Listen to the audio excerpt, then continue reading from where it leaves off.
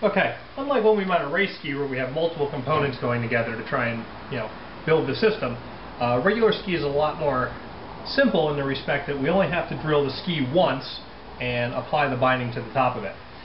Normally we set the jig, again, to the length of the boot that we will be using, put the jig on the ski, and then drill the corresponding holes for that ski.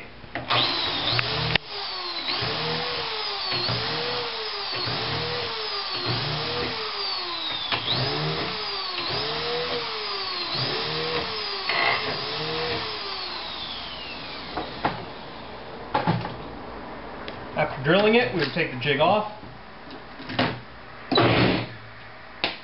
knock out any extra material that does not come out of the hole when drilling, and then get ready to tap the ski.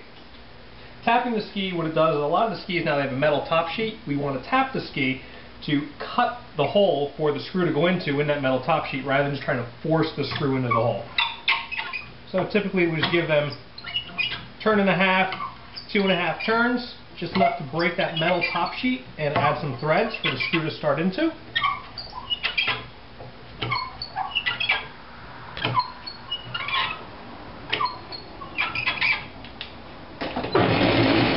Knock any residue out of the ski again.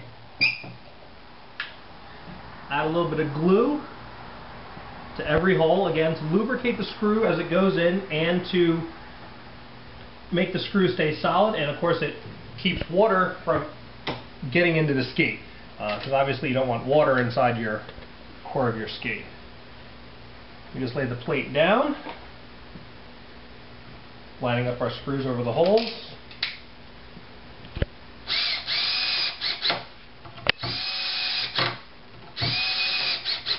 Shooting all the screws into the ski at a light setting to start.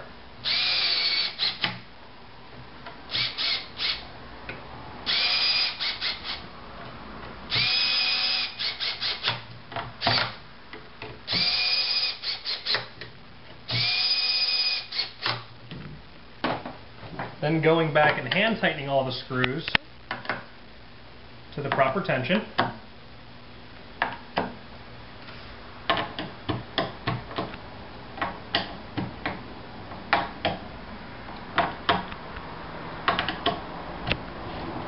In this particular case, we are installing a demo binding, so the toe is adjustable in length. So I'm actually screwing the toe onto the track. Our boot is a 300, so I line up that number to start. Again, the heel needs to be slid into place as well.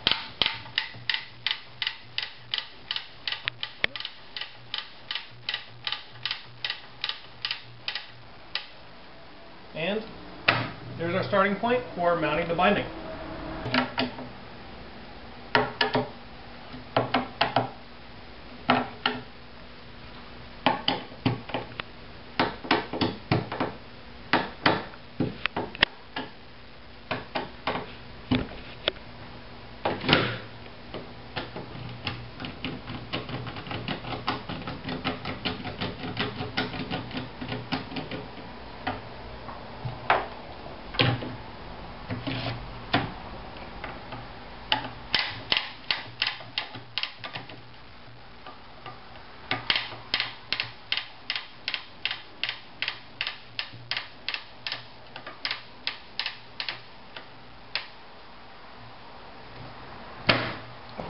Okay, now that the binding has been mounted to the ski, we need to check the boot to binding interface and make sure everything is set up properly.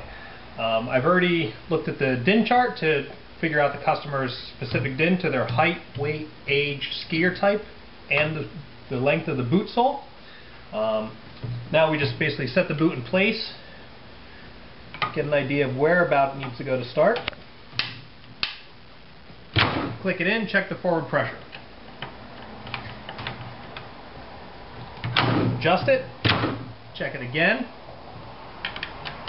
Many times it needs a second adjustment. You always want to take it out and in to make sure it's right. Again, our forward pressure is correct. My DIN is set to where I need to be, and now it's time to test it on the machine to make sure that the binding is working properly. Okay, so now we have our Wintersteiger Drivetronic binding tester, what it does is it makes sure that the binding releases at the proper value as specified on our binding chart. Big thing we do now is we have to enter the data for the customer for the specific information they provided us. The boot we're using is entered in millimeters.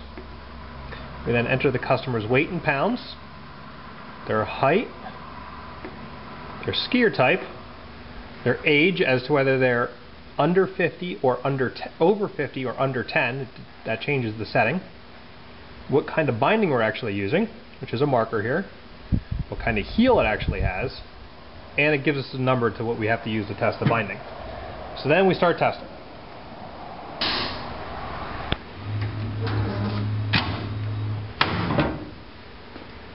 And again, that right there, we now see that the binding was supposed to be set at 8.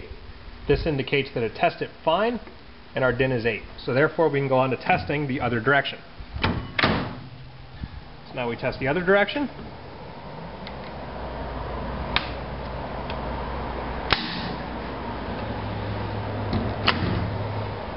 Binding exactly within the range it's specified, so we continue onward. Now we check how it releases forward out of the system.